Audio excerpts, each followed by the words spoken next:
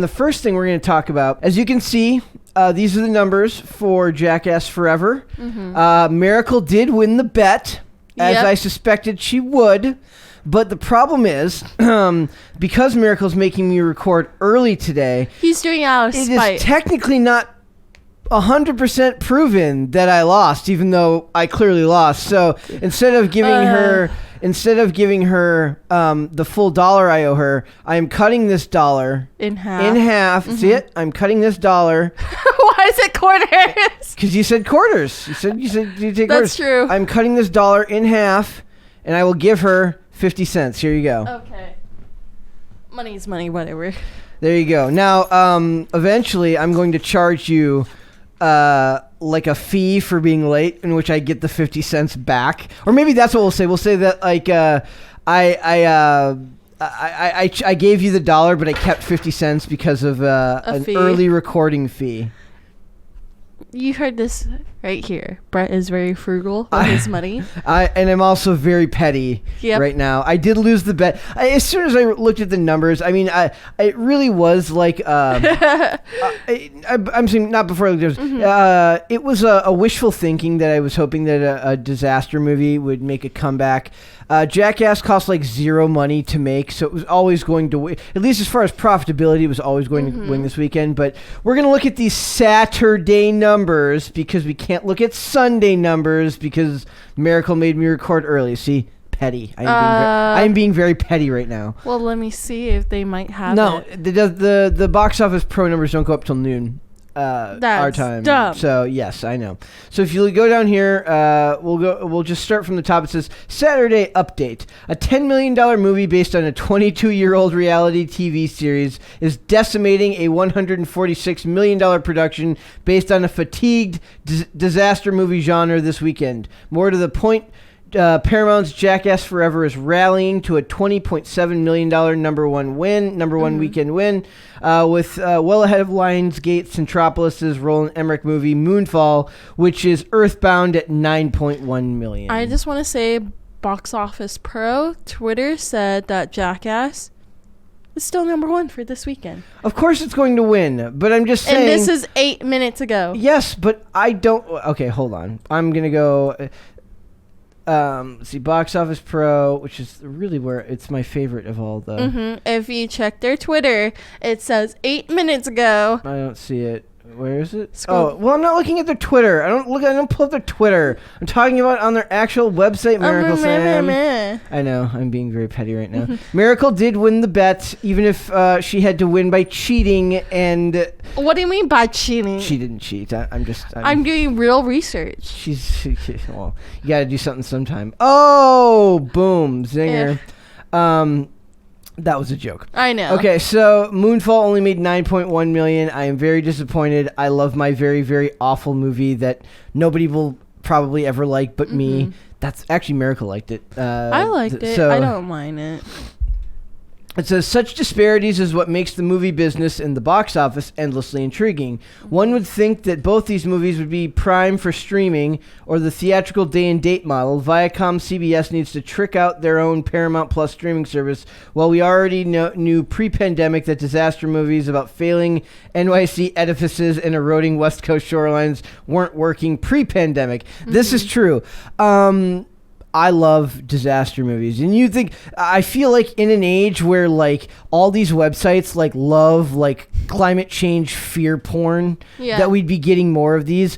Day After Tomorrow is a fantastic movie. I don't even care if I hate the premise of it. It's a fantastic movie, and Emmy Rossum needs to be in more stuff. Can you please explain the premise of it? I don't remember it clearly. Literally, it's like Dennis Quaid. I think it's Dennis Quaid is the actor. Like, gives like a speech on like climate change killing the world. I think, in fact, it might have even been called global warming at that time.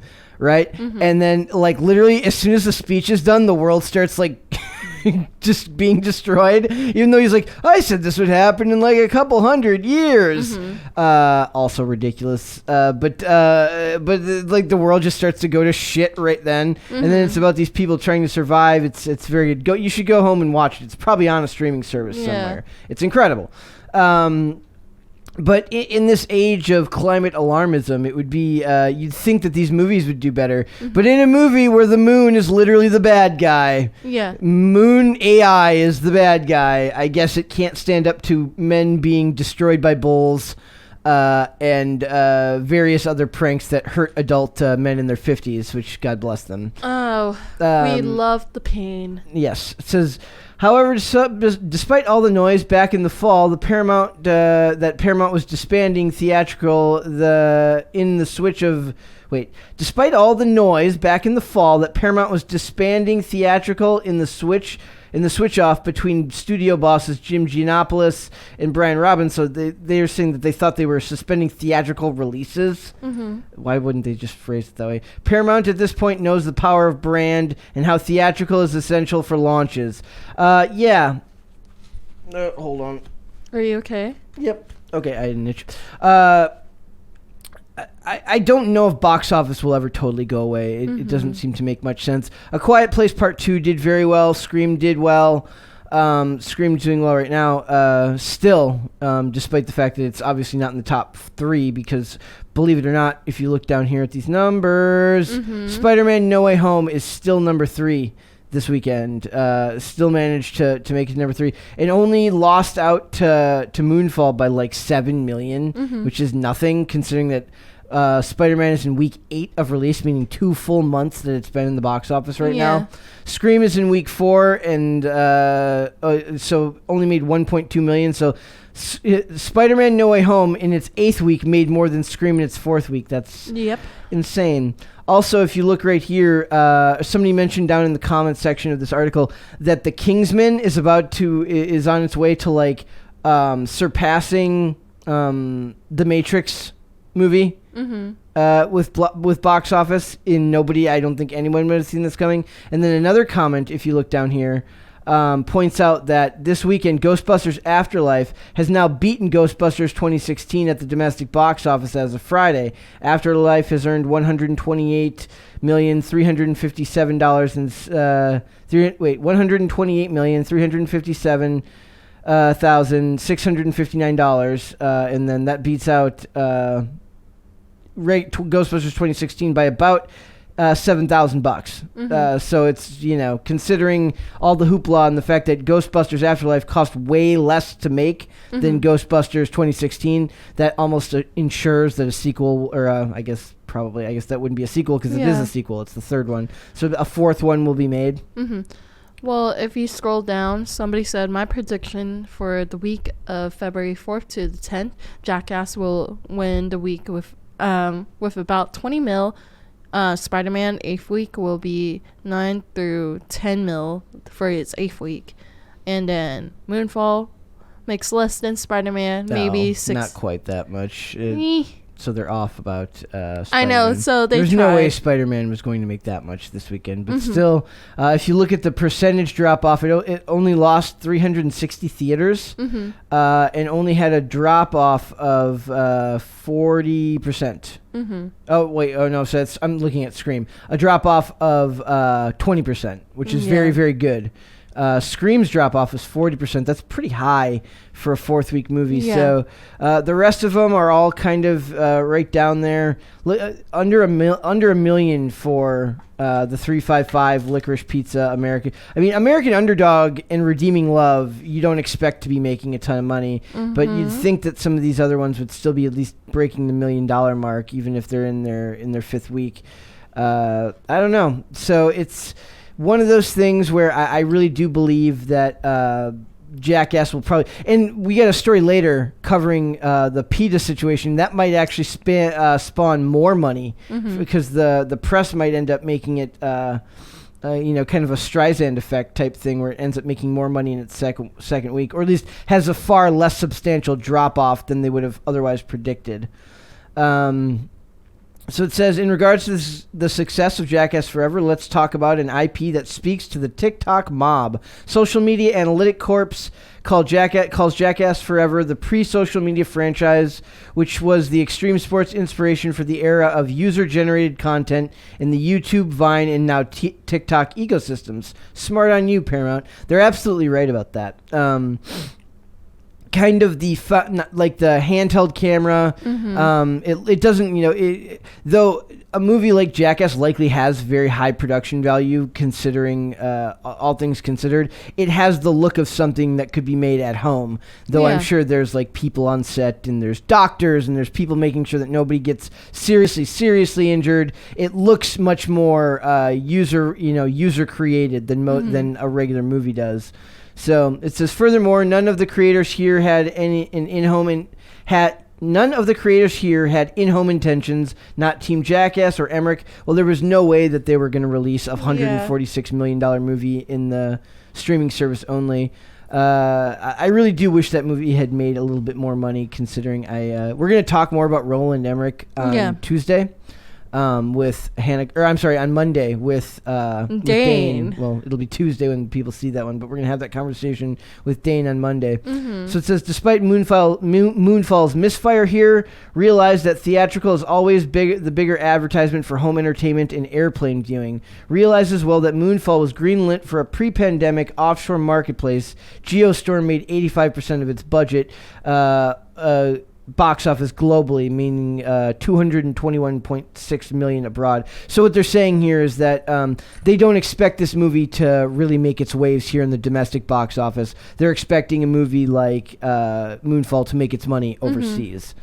We saw that with, it's very clearly has influence placed on it from its it's got a kind of the Chinese influence with the from Tencent production, stuff like that. It's designed and kind of groomed to be made to be viewed overseas. It says this movie will get a Chinese release date. However, the U.S. product is already hobbled over there due to our country's broken business relations with the PRC. So it says the outlook for Moonfall isn't as promising as Geostorm. I don't even remember Geostorm. Have I just memory hold that movie? Yeah. Do you know what that is? Isn't it like where they show like different disaster movies? You look it up? Yeah. Look up Geostorm on IMDb. It doesn't ring a bell to me at all. Like it has like different disasters. I just remember that. Sounds like one a of them movie. Maybe. So it says, despite Moonfall's misfire... Okay, I'm sorry. It says, Jackass Forever gets a B+ cinema score, which is the same grade as Jackass 3, 3D, and Jackass number 2. I forgot that they made Jackass 2 in 3D. I completely did. Okay, Geostorm, when a network's satellites designed to control global climate starts to attack the Earth, it's a race against the clock for its creator to uncover a real threat before worldwide Geostorm wipes out everything and everyone. Sounds so awesome. Sounds like something I would have listened to a lot back in the day when I did a lot Well, of they drugs. also have a video game and a TV show series. Wow, I've never heard of either. But so Jackass Forever gets an 86% positive and solid 67% definite recommend. The next to Moonfall, which runs out of oxygen with a C+ cinema score, lower than the B- earned by Emmerich's former creative partner Dean Devlin's Geostorm. Oh, it was a Dean Devlin film. Dean Devlin's the guy who made Leverage. Oh, not bad. The show Leverage. And a lowly 66% positive on Post-Strike. That honestly, for how bad that movie... And remember, I love bad movies. For how bad that movie was, a C+ cinema score seems high to me. It feels like something that would have been like a D- or maybe a solid D. Yeah.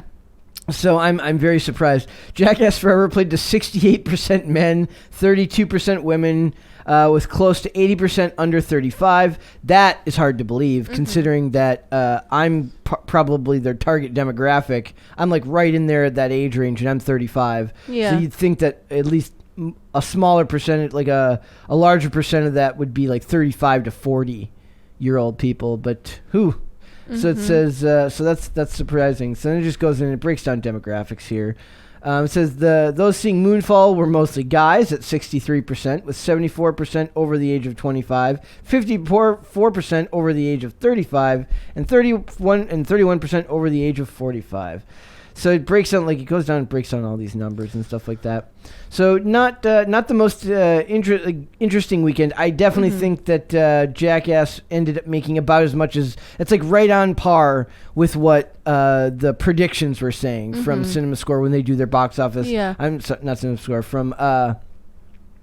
from Box Office Pro. That was like right in line with their tracking. So we'll keep looking into it in weekend 2. In fact, we should look up and see. I want to see what comes out next weekend. Next weekend would be the 10th? Yeah. No. 10th? Next week. 11th. Okay, here it is. So the 11th, we get Blacklight, which is the Liam Neeson movie, Death on the Nile, and Marry Me. So my guess is that either Blacklight or Death on the Nile take the number 1 spot next weekend. Yeah. I've seen more I haven't seen any promotion for Blacklight, and I've seen a decent amount of social media advertising for Death on the Nile. Yeah, we saw that trailer. Yes. So there wasn't a trailer for Blacklight at all. I thought it was a scary movie when you said that, but then I mixed it up with Black Phone. Yes. So it says in the tense action thriller, Liam Neeson stars as Travis Block. Travis Block is a fantastic name. Freelance government operative. So it's a Liam Neeson movie. Yeah. FBI. Ooh, Aidan Quinn is the FBI director. He's the guy who played the police captain in Elementary. So we'll see. If we go see one of these, we'll probably go see Death on the Nile. Yeah, I want to see that one. Okay, so we'll go see that one. So I don't think Jackass Forever and certainly not Moonfall will hold these spots next week. I think it'll be likely Death on the Nile, then Blacklight, then Jackass, then Moonfall, or Moonfall might even fall farther down. Yeah, Spider-Man might hold in the top 5. We'll see. That'd be funny. So we'll see about that. So I don't know. Do you wish you'd gone and seen Jackass Forever, or were you happy seeing Moonfall? I think I was more happy to see Moonfall because I don't really like seeing like grown men hurting themselves because they're over 50. It is more because like they might break their backs. Like Johnny Knoxville claimed that he has like a lot of head injuries now. Brain damage. My bad. But yeah, like from stop. From the bull stunt. Yeah, stop. Yeah, You're old. I'm sure they're gonna make a lot of cost $10 million to make, but I'm sure that the money they make for it is like on the back end with profit margins and stuff like that. So yeah. I don't know. Very interesting. But Miracle gets her 50 cents because early recording means you don't get the whole amount. Okay, sorry. Whatever. I apologize. Okay, whatever. She's very sad. Thanks for watching this clip, guys. If you want to see full episodes or follow us on social media, links are in the description below. Bye. Bye.